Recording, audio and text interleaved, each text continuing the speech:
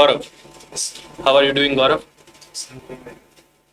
Gaurav, how would you like to introduce yourself? Sir, I'm Gaurav Pandey, 25 years old. Sir, I was born in Sant Ravidas Nagar, Bhadoi. Since my father was in Indian Army, I've done my schooling from different states. I've done my graduation in English Literature from Delhi University. Currently, I'm preparing for civil services and also doing my master's from IGNOU. In English literature. Okay. That's very nice. Yes, go on. Yeah, so my hobbies are journal writing, reflective diary writing, and watching parallel cinema and playing chess.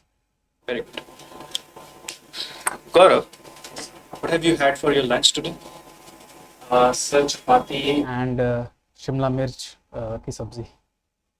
Suppose I'm a vegetarian and I want to have a balanced diet. What kind of lunch should I prefer if I am working that day? Balanced diet for a vegetarian.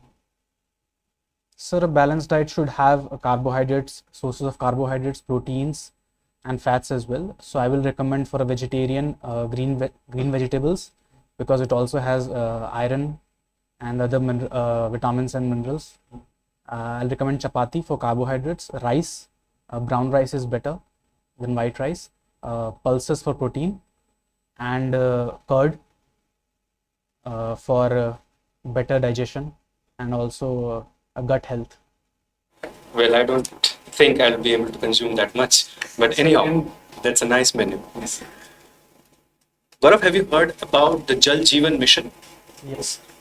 Can you elaborate the objectives of that mission? So the primary objective is to provide functional taps to households, to all households in rural and urban areas. And also, sir, I'm not very sure about whether it also includes rejuvenation of water bodies and other things. But what I'm sure about is its mandate is to provide functional household taps and water supply to all the rural areas in India and also urban areas. Okay. Are you aware about India's presence in Africa? Yes. In how many different roles India is trying to build its presence in Africa? Sir, India is engaging with Africa on various fronts.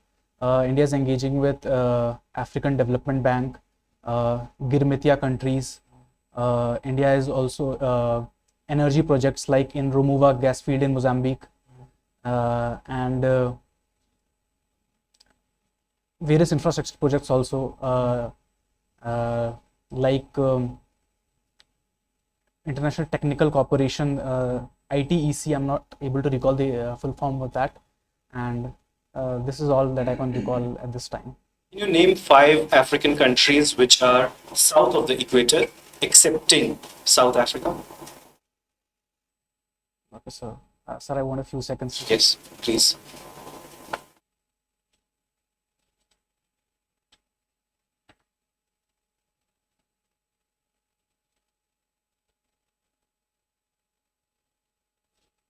Sir, Namibia, Botswana, Togo and Benin, I'm not very sure about. Sure about Never mind. You have studied English literature, right? And now you want to come into the civil services. Don't you think you would do a greater justice to your talent if you try to go into the field of literature, become an author? And perhaps win a Nobel or some higher literary award for India. Yes, sir. I think English literature has given me skills and learnings that I'll be able to use in civil services. Civil services was always my priority. I always wanted to become a civil servant. I did not see literature as a career even when I joined the English literature course. That is why immediately after my graduation, I started preparing for civil services. But yes, if I'm unable to, even after giving my 100%, if I'm unable to qualify for the civil services, this is my plan B. Okay. Whom do you admire in English literature? So there are various writers whom I admire. Some of them in British literature, it would be Charles Dickens, William Shakespeare. In American literature, it would be F. Scott Fitzgerald, and in Indian literature it would be Raja Rao, Mulk Raj Anand, R.K. Narayanan. All these writers I admire a lot. Have you heard about Robert Frost? Yes. Can you highlight some of his work? So he has written. I know some of his poems. One of the most famous poems is "The Road Not Taken." One poem is these are very famous lines. The woods are lovely, dark and deep, but I have promises to keep, and miles to go before I sleep, and miles to go before I sleep. This poem, the title of the poem is "Stopping by the Woods on a Snowy Evening." This is what I know about Robert Frost. William Shakespeare is considered as the father of sonnet writing. Now, in his sonnets, he made an indirect reference to someone. Who is that person? Like, have you heard about "Shall I compare thee to a summer's book"? Yes, sir. Who is this thee?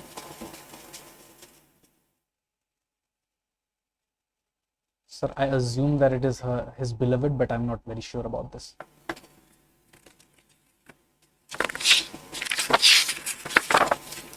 Gaurav, you have a very interesting hobby. Or is it an interest? Watching parallel cinema or realistic cinema? Yes. Do you feel that commercial cinema is non-realistic? To some extent, yes, sir. Which movie have you liked the most that you have watched till date? So there are various movies, several movies which I've liked a lot. But I'll mention the most influential work in Indian cinema, the movie by Guru Dutt, Pyasa. I will call that one of my favorite movies of all time. Gaurav, do you think parallel cinema promotes anarchism in the society?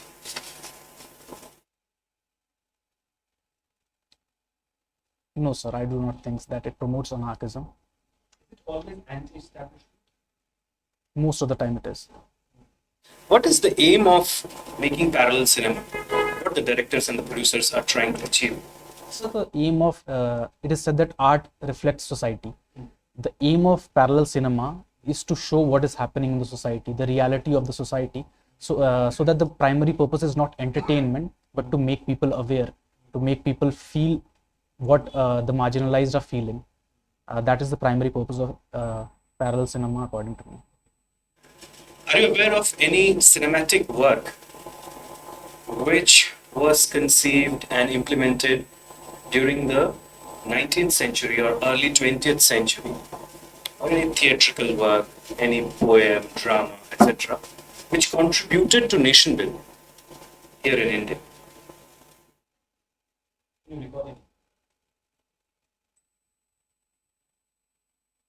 So there were poems by Allama Iqbal, Faiz Ahmed Faiz, and various works like Bankim Chand Chattopadhyay's work like Rajmohan's Five, Anand Math. These have contributed to nation building. How do you evaluate Iqbal?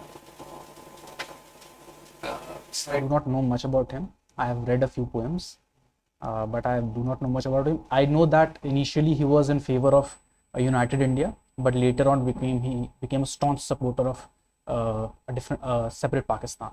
This is what I know. Good. One of your other hobbies is reflective journaling. What you try to achieve by indulging yourself in this hobby? So reflective journaling is a process of taking a step back from experiences, reflecting on it, what I've learned, what are my mistakes, and then improving myself. This is what is the primary purpose, but it also has some other purposes, like it helps me in channelizing my thoughts, being self-aware, understanding myself more and more, and also understanding people around me. And it also helps me in keeping myself mentally healthy. Kind of introspection. Yes, it is an exercise. So do you write your stuff? Yes, I write it almost every day. How do you maintain your right to privacy then? Sir, it is my personal life. Hmm. So, myself. Okay. How do you ensure that while you are doing this kind of introspection, you are maintaining the high standards of objectivity while analyzing your own past actions? Sir, It is a process of evolution. Initially, when I started writing it during my college days, I was not very self-critical, but with time I became self-critical, but also ensuring that I'm not over-analyzing or over-criticizing. So it's a balance. It only comes with practice and also only comes with time. You also mentioned, Gaurav, that while you are indulged in this hobby, you often try to find out what mistakes you have committed. Which is the largest or which is the biggest mistake that you have committed till date? Sir, last year my grandfather passed away. So only during these writings of introspection, I realized that what I have missed by not meeting him in his last times, in his last few years, the wisdom that he could have given me. I was remembering nostalgia about the time spent with him in my childhood. So this made me realize the importance of family, the importance of my grandparents, my responsibility towards them, and also our responsibility as a society towards the elders. This is something which I consider as one of my biggest mistakes. In my pursuit of my career, I have ignored my grandparents. This I will consider as my biggest mistake. There's a kind of remorse in your heart now. yes, a remorse and also a dedication to improve. Very good. Gaurav, whom do you idealize or admire as a leader? Sir, I like a lot of leaders, but I will not say that I idealize anyone. Yes, sir, I would say admire. As a three leaders. Okay, sir.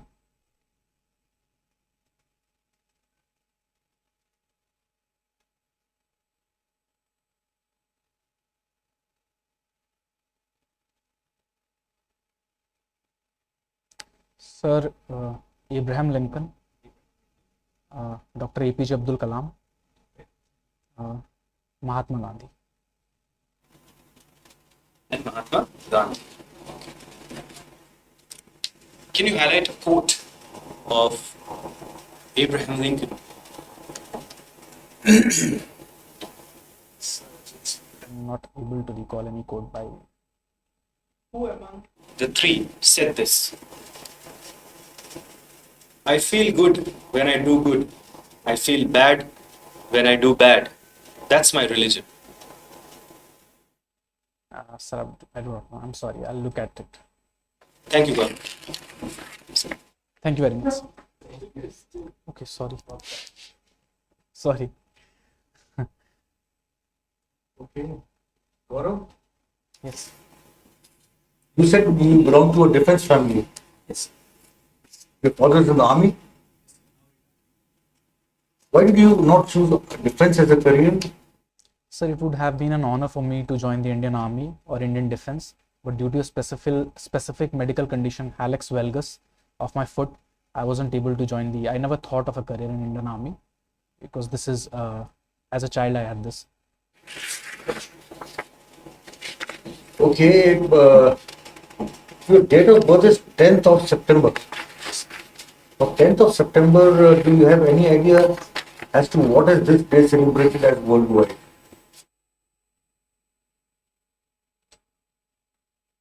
Sorry, sir, I'm not able to recall. Okay, let me tell you. It is celebrated as the World Mental Health Day. Right? I would want to know from you, why is mental health becoming such a big cause of concern in the developed countries? You know, you have heard of top-notch tennis players or sportsmen who take a break from the game they're playing, citing mental issues. Why? Recent case of Simone Biles, she took a break because of mental health. Mental health in developed countries and also in developing countries, sir, because the pursuit of economic excellence, success has led to a kind of individualism where people are not able to interact with others, not able to share their problems, issues, and failures.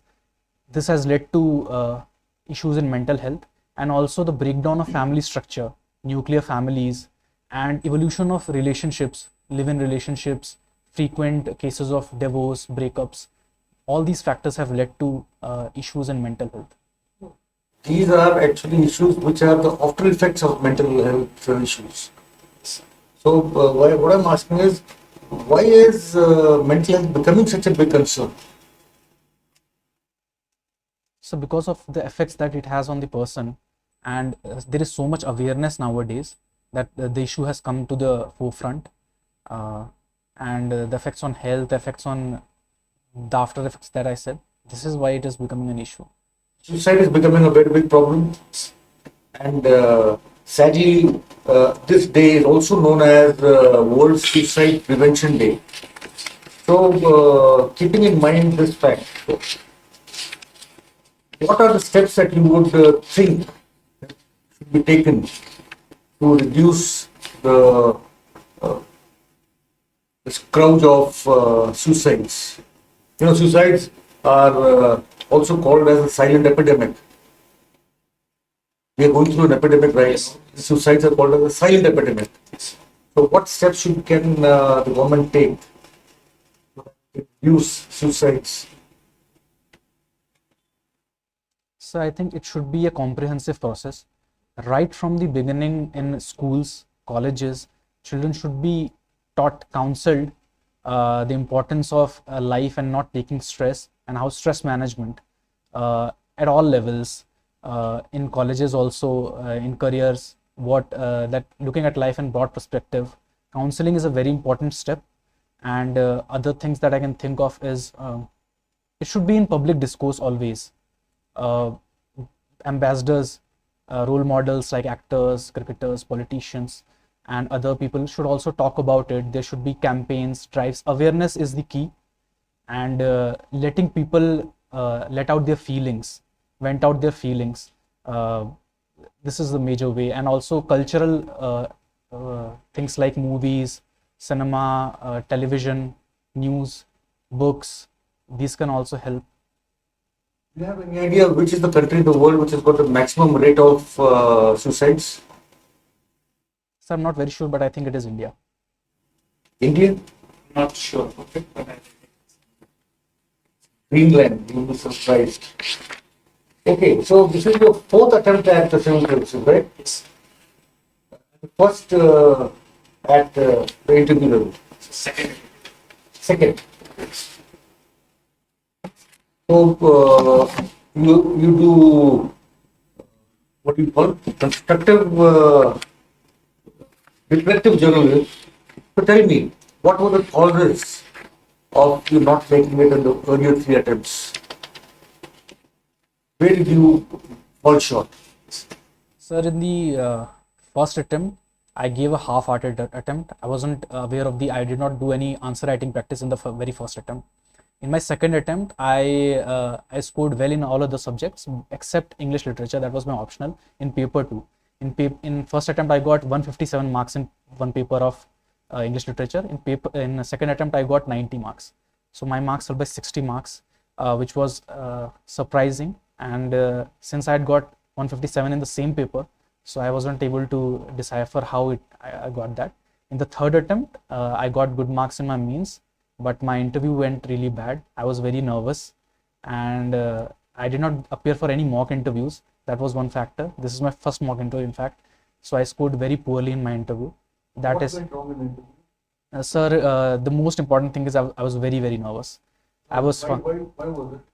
sir, because I didn't practice it. I didn't took any mock interviews. So I was extremely nervous seeing the board members. First time I was facing 5 members sitting. And one more thing that they asked me, I believe that if the beginning of the interviews goes well, then you gain confidence. But my starting was disastrous. They asked me some questions which their viewpoint was completely different from mine. And I was, Did you get into a confrontation by any chance? so not confrontation, but I stuck to my point. And that was something which I shouldn't have, I think. I should have dealt with it in a different manner. This is the main reason for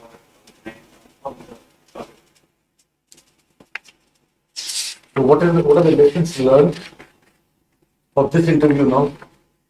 lessons learned is that I have to Your public speaking, I have to give me so that I able to stay polite and also respect the board members.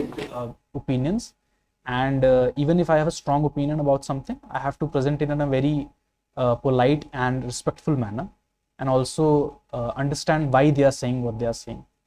This is my biggest learning. Okay, your name is Gaurav, Yes. and your mail ID is gauravpandey.gp. Why? So GP is Gaurav Pandey. Yeah, that is why my mail ID is this. Yeah. So it is easier to remember. And also my friends call me GP. That's why. Yes. Okay, Gaurav, what does Gaurav mean? So, means respect.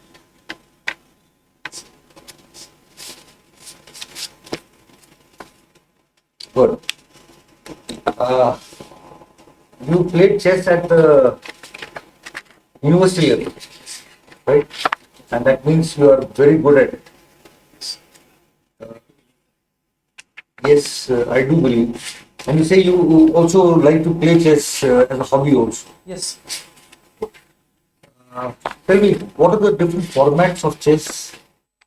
So with there are various formats of chess. Internationally, there are only two accepted formats.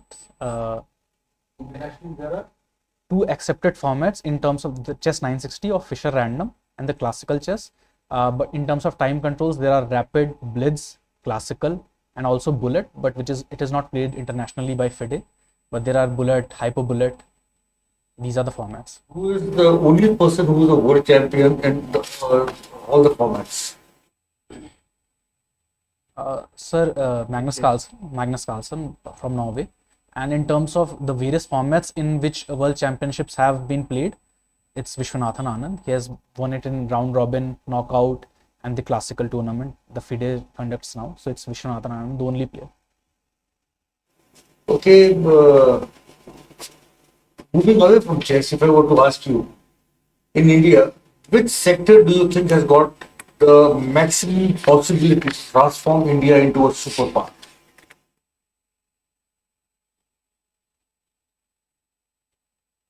Sir, economic sector? Are you asking? Transform India into a superpower. See in terms of Sector. Yes,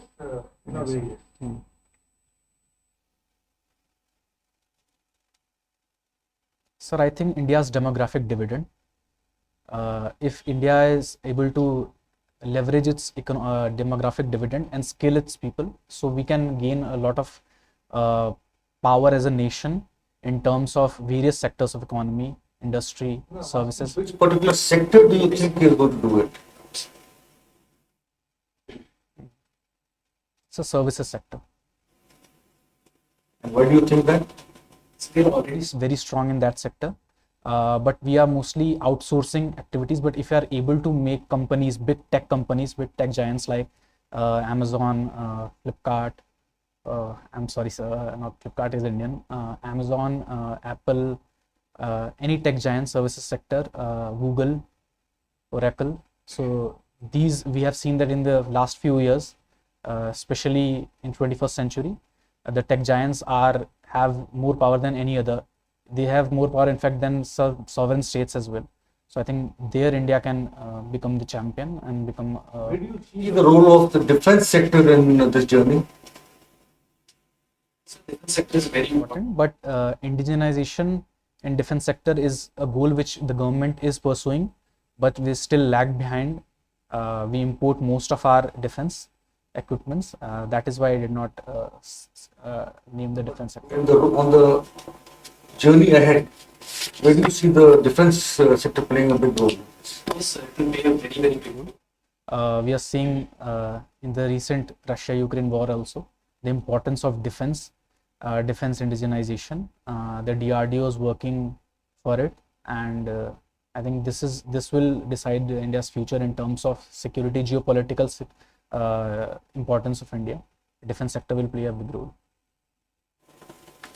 Okay, one last question, Gaurav, tell me. Name 3 qualities that you have which will make you a good civil servant. So I'm a sensitive Person, and I think through my hobbies and the feedback that I've got from my teachers and friends, I think I have a decent level of emotional intelligence. That is number one. Number two is I stay calm and composed in most situations. And number three is, being from an army background, I have a strict sense of discipline and perseverance towards what I do. So these are the three qualities that I think will make You belong to the defense background, and that has made and brought that culture of discipline in you. So, do you think NCC or defense, or maybe short term in the defense services, inscription as it is called, should be made compulsory in India for everybody? Or let's start with NCC compulsory in school, yes or no? No, sir, I do not think it should be compulsory. Although NCC has a lot of advantages, it imparts a lot of qualities to every individual, but we are a democratic nation and everyone should be free to pursue a career. Not everyone has interest in these things. Career. NCC in school. Yes, I want to despite its advantages, which should be able to give basic education. They may A be student who is not interested in that kind of physical activities, he is interested in artistic works, he is interested in, so apart from basic education, he should follow his passion. And that is why I think making something compulsory or mandatory is not the way forward. But we should promote NCC more and more so that students are aware of that and they take it up. But it should not be mandatory. Apart from whatever little education that is being imparted, will it not bring in a sense of discipline in the students? Yes, sir, it will. important. Yes, sir, it will. It will. But but again, as I said, I think a burden on them that it has to be done. It is compulsory. I think there are students who, even without the NCC, can become disciplined. So this, for this reason, as I said, I think awareness should be created and people should be, students should be motivated to join the NCC, but not forced. Okay. Thank you, Gaurav. Yes, sir. Do you believe that Ganga Jamuni Tehzeeb, what India is known for, is vanishing gradually? so I won't say that it's vanishing. But yes, it is in danger. Sir, the primary reason is communalization and aggressive assertion of identities by people. This has led to deterioration of the communal harmony and the Ganga Jamuni Tehzeeb. What role social media plays in it? So social media plays the most prominent role in this. Polarization, social media is the medium through which, primary medium through which communalization or polarization happens, and fake news is transferred from one place to other. WhatsApp is the storehouse of these kind of news. People get aroused and they start asserting their identities in a very aggressive way, which is antagonistic towards the other community. This is why I think Ganga Jamuni Tehzeeb is in danger, as I said. Recently, BIMSTEC was in news. Yes. Why? So The summit is happening today, BIMSTEC summit. That is why it was in news. Role is day by day deteriorating what it was before. So, what do you think? What should we, India as a nation, should do, or as a member should do to promote BIMSTEC? Sir, India has the policy of Look East policy, and BIMSTEC is one of the pillars of the Look East policy. In its approach, BIMSTEC is very important for India because it offers economic advantages to the ASEAN nations, some of the ASEAN nations which are in BIMSTEC. Northeast can become a trade hub for BIMSTEC. We have the BBIN Motor Vehicle Pact. So these are the advantages of BIMSTEC. And India should pursue its goal because in this multilateral world, our current foreign policy is focused on Indo-Pacific, and BIMSTEC can be a way forward to pursue that policy. Okay. Out of Mahatma Gandhi and B.R. Ambedkar, whose views on caste do you support, and why? so both have their On positive aspects and negative aspects, but I'll go with Dr. B.R. Ambedkar's view. Okay. Why? Sir, I believe that a society, for the society to grow, the most important thing is evolution. A 1,000-year-old institution should not exist in India, which Dr. Ambedkar believed in annihilation of caste. Though it sounds very strong, but I believe in that there should be no annihilation of there should be annihilation of caste and no difference based on caste, creed, which stifles individual development, which stifles liberty, and it also is enshrined in our constitution. So I go by his views. Gandhi Gandhiji's views were related to spirituality, faith, and he always focused on change of heart. I think it would be a person who is discriminated against. For him to wait for someone's change of heart is not a is something which I won't subscribe to. That is why I go with the views of Dr. Ambedkar. Any specific aspect of Ambedkar's ideas which you do not admire? Sir, in terms of economy, he supported state socialism, state-owned production and distribution, state-owned production of agricultural land as well. I think in today's economy, globalization, although he said that in the time where there was not much globalization, but I think today's times that idea doesn't holds. So from putting that idea in today's times, I would say that I do not admire that a lot. Okay. Do you think that politicization of class should take place in India instead of politicization of caste? That is good for our democracy.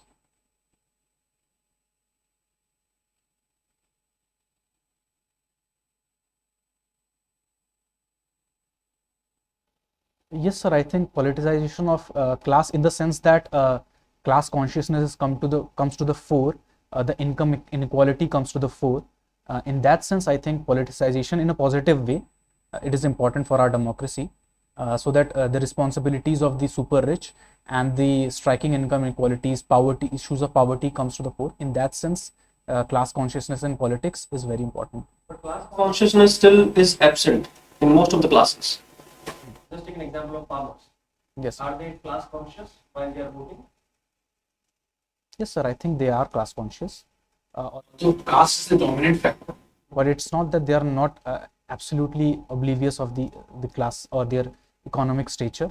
The recent farmers' protest, I think, was based on their plight of their one of the reasons for Voting, election. Does class consciousness play a role in India? So the majority the main factor is the caste consciousness. is real class consciousness has been able to become. You must be aware about current Ukraine crisis. Yes. What are the learnings for India? So The learnings for India are: number one, to strengthen its borders, to form alliances in a way so the most important learning is modernization of defense and strengthening the defense sector, indigenization of defense equipments, strengthening our protecting our borders, and giving a strong reply to the bordering countries who like China, who attack us or who are on the offensive. This is the number one learning. How can we give a strong reply? Can you elaborate on that? Sir, We are giving a strong reply. China recently passed out a border law. In reply to that, India also launched the Vibrant Village scheme. We are constructing infrastructure, roads, and establishments in the region of Ladakh and also in Arunachal Pradesh. We are developing villages for tourism, for defense. So this is a strong reply. And another learning from Ukraine Russia crisis is Atmanirbhar Bharat. I think the effect of economy that we are having. So we are vocal for local is also a very important learning from that, because currently we are due to the rise in oil prices. So this the learning is that we should focus on our strength, that is renewable energy, so that we are self-sufficient or self-dependent, more and more self-dependent on energy crisis. Do you think that India should discard no first use policy? in case of nuclear weapons. It is right time for that. So the image of India in the global space as a peace-loving country, as a responsible country, a country which respects UN Charter, the international law, I do not think it would be a good step to discard the no first use policy, because our policy also has credible minimum deterrent, and if someone attacks us, then our attack will be final and detrimental to the other country. So these other aspects of our policy balance the no first use policy. But there could be a debate on it, there could be a discussion on it, whether it is feasible in the current times. But as of now, I think the policy cements India's position as against China, North Korea, countries like this. It cements our position as a responsible country in the world. Okay. Choose any one district in UP apart from Lucknow. So my district. If given a chance, what product or service of your district will you promote in vocal for local?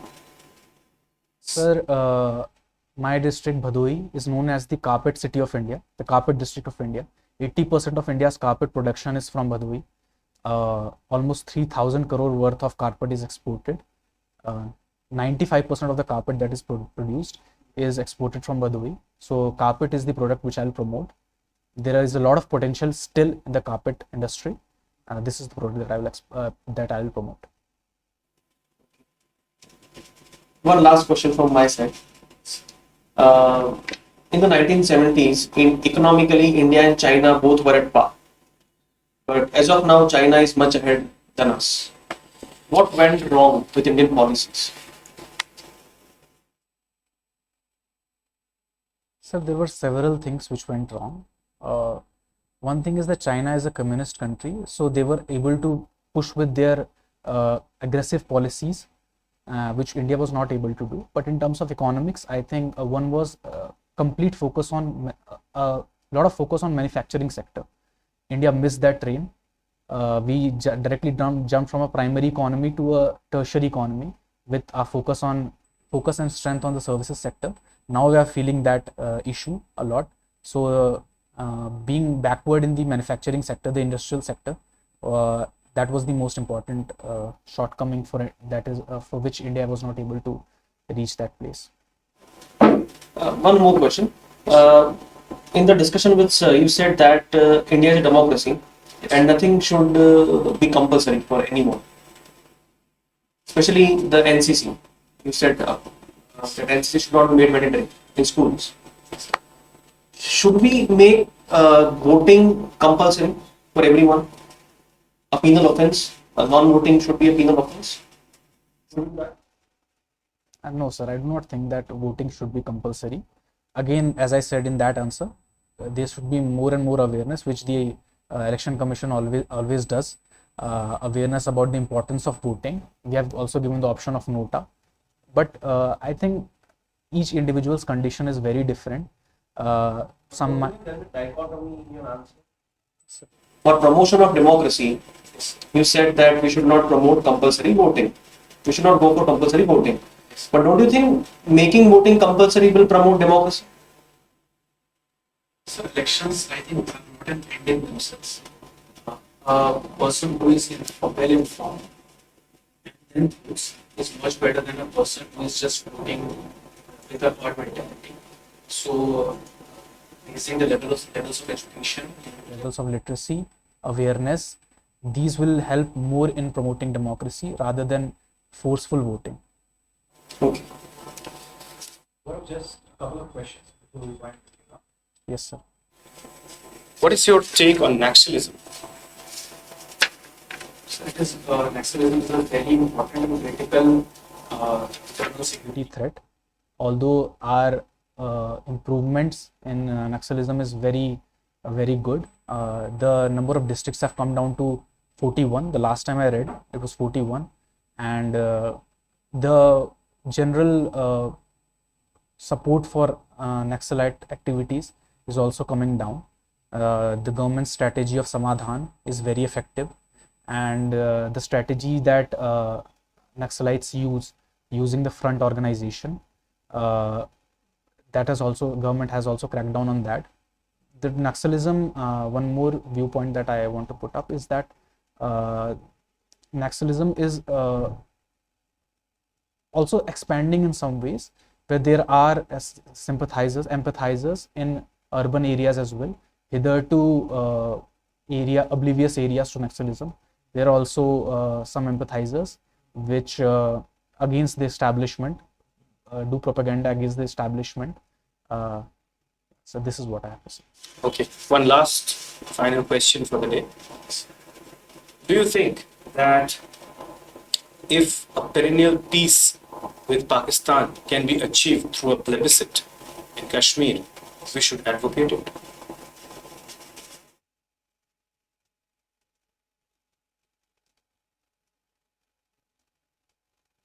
Sir, I think Kashmir is an integral part of India, and the extent to which the terrorist activities and the influence Pakistan has in the Kashmir area, it would not be a very fair plebiscite in any way, and our constitution doesn't has provisions for plebiscite either. So from both perspectives, I don't think from a national policy, as a national policy in terms of constitution and laws, and also a pragmatic approach, I do not think a plebiscite would be the way forward for Kashmir. Even if perennial peace is promised, because I don't think they are going to achieve that. Because In any case, Pakistan's viewpoint is not for the welfare of the Kashmiris, but to use them as a target to target India, to do harm to India's internal security. So plebiscite would not be the way forward. Thank you, Gaurav. Your interview is over. We will reconnect with you in some time for a feedback. Gaurav, how would you like to rate your performance? Average, above average? Sir, I think in terms of content, knowledge-wise, it was decent. But in terms of nervousness and presenting myself, I think it was below average. Do you think that this exercise is a test of knowledge? It is a test of personality, right? Gaurav, let me highlight the good things first. Your combination is excellent. Do you intend to wear the same combination on the day of interview? It's an excellent combination, but you're not of the time. Should be appropriate. Your buttons are visible, right? You unbuttoned it. yes, because I was feeling Okay. But on the day of interview, you should take care of that, right? Your shoes are polished. You are wearing a dark colored sock. Everything is fine. You have good communication skills. You organize your thoughts very well. Well, you have a background in literature, right? So I don't think you are facing much of a challenge in communication. Your answer with respect to what went wrong in the previous attempts was very good. You gave good answers for the chess question, how India can become a superpower, 3 qualities that you identified which reflects your personality or which you adhere to: emotional intelligence, discipline, calm and composed. All of that was, it was obvious. We could see that. But there were some blunders as well. And since Gaurav, this is a critical analysis, let's put all of our attention to this part. The part where we can improve, right? Because beta, the ultimate aim is to assist you to get into the services, right? So the first thing is, you should not sit unless you are asked to. You sat without permission, right? That is not at all good. Then your eye contact was terrible. How the eye contact should be ideally, you see, that when somebody asks you the question, you should look into that person's eyes. Do not stare, but a soft look. Once the question is over, you should slightly lower your gaze. Do not put your head down. Just lower your gaze. It would be better if you start looking at the table, right? Just lowering your gaze and take a pause of 2 to 3 seconds. This creates an impression as if you're processing the question and you're trying to frame an answer for it. So there is no ready-made-ness in this. Otherwise, some questions before they could end, you started answering. So it created an impression as if you have come with some ready-made answers. Do you understand that, Gaurav? And when you are answering, you should primarily look at the person who has asked you the question. 60 to 70 to at times 80% of the time should go towards that person who has asked you the question. But meanwhile, you should also pass some soft glances. Otherwise, other members of the board will feel left out. They may even take offense. They would feel neglected, for sure, right? And when you were stealing such glances, you did in one or two occasions. You were trying to, I could see that effort. But it was not appropriate. Why? Because the moment I saw you, you turned your eyes as if you do not want me to see that you were seeing. Do you get that? And you were looking like this without turning your head. You were just moving your eyeballs, right? So it creates an impression of nervousness, anxiety. You're overawed by the situation. You're not into your senses. That is what it reflects, right? You're not composed and you're in full composure. That's what it reflected. That unwarranted exit. Once I finish the disaster. you should wait. This reflects what, Gaurav? See, this is again a test of your personality. This reflects that you take decisions instantaneously and you are very unidimensional. What do you think that why the other members have come here? To listen me and you talk? And you have attended a UPSC interview, right? Previously. All the members asked you questions. Yes. So all who have come here, they want to know about you, right? So never do that, right? Also, the way you were sitting, when you sit, Gaurav, your spinal cord should touch the back of your seat. Go back, as if it touches. Now you are sitting appropriately, but that is how you should sit. The moment you have an erect spinal cord, your personality appears to be more vibrant. You look more attentive and decisive. Do you understand that? And also, do not move towards one side of the seat. Now look at the distance of the right arm rest and your right hand and left arm rest and the left arm. You see that? So you have to take care of these small things. They do matter. Again, the way you have placed your feet, it is not appropriate, right? The feet should be closed and slightly open. Slightly open, yeah. This is the right way to put your feet, right? Not at such great distance. Yeah, this is the right way. And you should not drag your feet beneath the chair. It should be more or less parallel to your knees. Do you get that? Your smile is very good. It's infectious. So try to wear that more often than not. Your knowledge about English literature is very good. You took a good stance on the plebiscite thing. Never say anything which is anti-constitutional, right? There is the resolution which was passed in the parliament which says that entire of Jammu and Kashmir, including Pakistan occupied Kashmir, China occupied Kashmir, and Aksai Chin, is an integral part of India.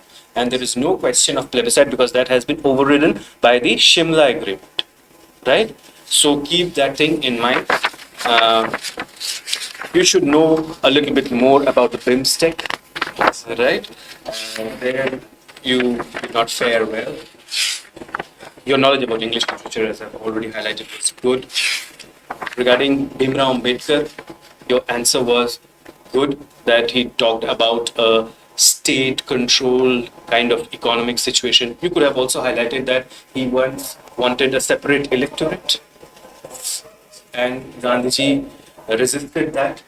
And you can give an explanation for that, that the separate electorates led to the lamentable partition of the country. And hence it was a good move. If that would have been a good thing, then why the members of the Constituent Assembly overlooked separate electorates? So that would have been a good defense of highlighting something which you do not admire in Dr. B.R. Ambedkar, right? See, every personality has some things which make you admire him, and maybe there are some things which you do not agree to. That is the beauty of democracy and a liberal setup. Otherwise, most of the answers were very good. Sometimes I felt that you were on the verge of entering into a confrontation. I'll highlight two incidents. One incident was when Sir asked you, what about the NCC? Should we make it compulsory? See, you only highlighted before that, even if you have strong opinions, do not linger around those opinions throughout the interview. This was something which I did in that interview. a good escape would have been, Gaurav, you say that, sir, definitely I'll give it a fresh look, I'll reconsider it. I have to consider then this perspective as well. So, thank you. I'll definitely think over it. It shows that you are open-minded and you're willing to listen to your seniors, right? Because a person who is very adamant is not welcome in the administration. You would also not like a junior who is very adamant, right? Just allow him. Then you can always come up with your objections or with your reservations. You can always come up with that. That's why we have in the central government files the noting and the drafting sections. क्यों दिया हुआ? इसलिए दिया हुआ. Did you get that, Gaurav? The second instance was when he asked you about the compulsory voting. There your answer was very good. But some scholars who are libertarians have also advocated for compulsory voting for a short period of time. Do you understand that? In order to democratize the masses. Like political engagement, often say on the basis of caste or some other identity, which could be detrimental to some extent. But nevertheless, it does impart or it creates an awareness about political events, right? So you should not outrightly reject that thought.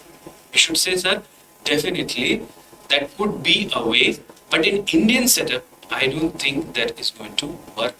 Or to my mind, to my limited knowledge, sir, I feel that we should not adopt it, but I will definitely reconsider what you are trying to say.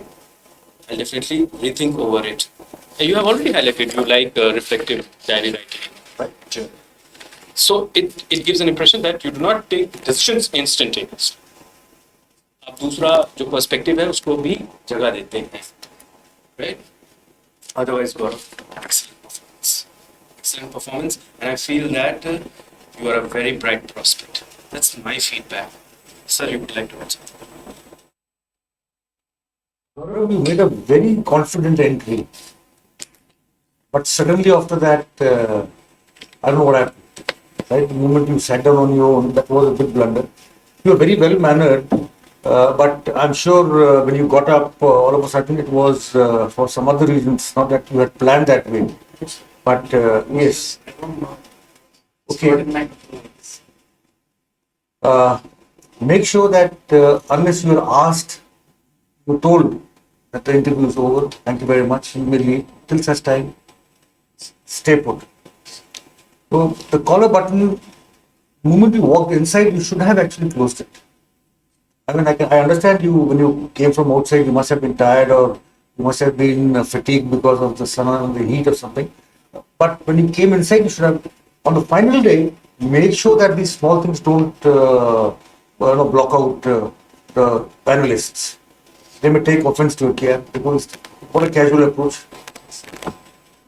As he pointed out, I thought you were sitting on the edge in the beginning. Don't sit on the edge. You were sitting like this.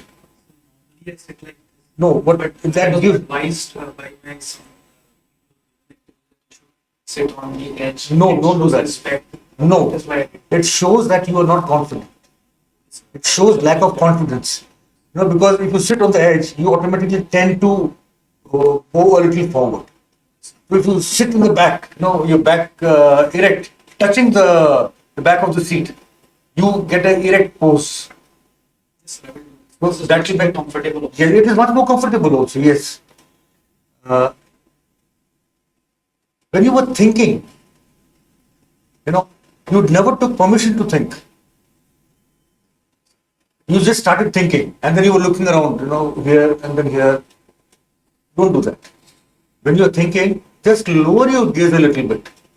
Number one. But before that, take permission if you want to think. So can I take a few seconds to collect a couple of instances you did that also. Yes, sir, I did. But a couple of instances you did not do that. So the question. If you no, not for all the questions. But as it was pointed out, when a question is asked to you, don't shoot immediately. It means you are prepared with the answer. So you're not doctor. We are here to see, and the basic intention is what? The personality. So that means the moment something is told to you, talk, you don't shoot, you don't take a decision just like that. You give it a thought at least.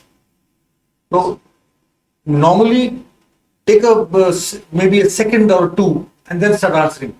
But when you have to think a little beyond 2-3 seconds, when you really have to give it a thought, 5, 7, 10, 9 seconds. In that case, so can I please collect my thoughts? Can take a few seconds to collect my thoughts. Perfectly. But not for all the questions, no. Definitely no. But don't keep looking around. Just keep your eyes, head there only, but just lower your gaze, just think and then answer. When asked about the 3 leadership qualities or 3 leaders question, you took a very long time. Right? So that I think was not called for. You made a very good reflection of your past performance. Your whole performance I can divide into 2 parts. Before and after. Before you smile and after you smile. In the beginning, you had a smile on your face, but later on the smile disappeared. That showed you were getting more and more nervous. And the reason for that was, I was purposely egging you on about NCC question. Because you had told me earlier that I went into a confrontation mode in the earlier interviews. So I was egging you on and you fell to the bait. Don't do that, please. You may have an idea, probably somebody may have told you, if you have a school of thought, stick to it. No. That means you are adamant on your thoughts. You are not willing to accept the other opinion. So, in case the person gives you an opinion, he is trying to tell you something, no, I don't think that. You think, well, the same question is being repeated 3 times over again. Now, in this case, you will see, I think, if I remember correctly, I asked you 3 times. And all the times you said, no, we should not do it, we should not do it, we should not do it. That means there is you are adamant on your approach. In such cases, as pointed out, walk out of that confrontation. Because it will lower your own self-confidence. You've already gone through it once. So reflect on it once again and make sure that you don't repeat it again, please. If you see the person again, second time raising the same question, straight away, just lay back. I'll give it a thought. I think you are right. That also is a point well taken. Something like that. Then your communication skills were good, but your voice modulation was missing and your voice was a very, very low pitch. I really had to strain my ears to listen to what you were saying. It was so low. That is not really called for. So, when you are confident, you speak clearly and loudly. You were speaking beautifully, but the pitch was too low. It makes you sound very, very soft. You should not be so soft. So, make sure that your pitch of the voice is slightly raised so that people can hear you loud and clear. And these points have been told to you with the intention to make sure that I have a feeling you're going to make it. These small things will help you make it even better. So whatever the score that you get, I can assure you 25 to 30 marks are on the table for the asking by you. You can do them by your own. All that you have to do is a little bit of reflection and nothing else. All the very best. Thank you very much, sir. Yes, sir. So, you have pleasing personality, and most of the answers were excellent. Direct question answer, then literature questions were handled well. 4 attempts, what was the reason, what went wrong, that was handled very well. Vocal for local, no first use policy. So, your knowledge wise, there is no issue. Some issues are, one issue is eye contact, as rightly mentioned. Your voice was very low. It was difficult to make sense what you are saying at many places. Usually you speak like this, or today is some special occasion? No, sir, I speak softly, but maybe because of nervous, I was very nervous actually. Okay. In that interview as well, this is my first mock interview ever. In my previous time. interview as well, you were speaking at such decibel level? Yes, sir, I was sleep, but in that interview, the members were sitting very close to me. They were not behind a table. They were sitting on individual sofas. So one member was sitting here, another was sitting here, another was sitting here. So they were very, very close to me. So I don't think that voice was a problem there, but I will work on my voice. I'll try to raise my voice levels. And there were unusual pauses. Without taking permission, you were taking long, long pauses. So as rightly said by sir, for 2 second pause, there is no need to ask for permission. But beyond that, we should ask for permission. Okay? If you improve on that, just eye contact and the voice. If you improve on these areas, 25 to 30 marks jump will be there. Easily. Okay? Gaurav, anything specific you would like to ask before I declare your marks? Sir, I was extremely nervous. As I said, I'm repeatedly saying this. I was very nervous. In fact, yes, sir. Overawed by the situation? Yes, sir. Are you overawed by the situation? Sir, I think it was because of the bad memory of my first interview. That is what has overwhelmed me. Get the monkey off your shoulder. Absolutely. It's slapping you more often than not. Just throw it away. Right? What has been done is done. Right? Be prospective. Do not have a retrospective mindset. Yes. And I think somebody advised him that you should sit on the edge of the chair. When you sit on the edge of the chair, obviously it shows that as if you're too submissive. Yes, that Right? is what the person You should not be too submissive. As an officer, should you be too submissive? No. And it also shows that you are not confident. That's why you are so submissive.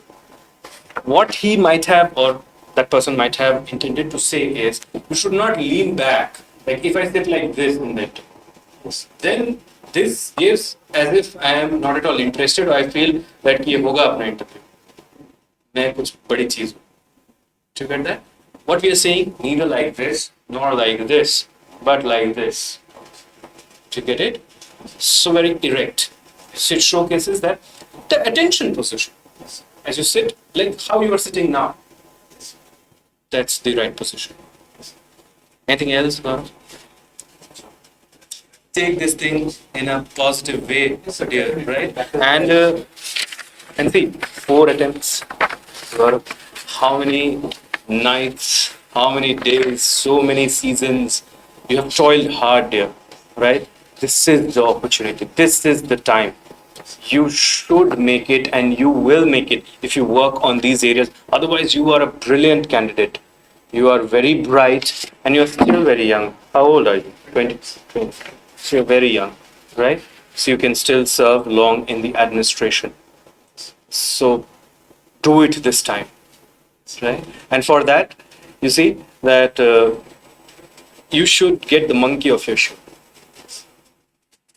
The ghosts of the past are not allowing you to move forward, right? How much was your score last time? 46. Well, this time, in this interview, there is a definite improvement. The board has awarded you 170, despite the grave error where you suddenly started exiting the room. So maybe, otherwise you might have got 190, right? Otherwise your speaking skills were excellent. Your manners, your way you are sitting, your smile, your personality, everything is very good, dear. Very good. And I have a hunch that you're making it. All the best, Gaurav. When is your interview schedule? All the best. All the best. Remember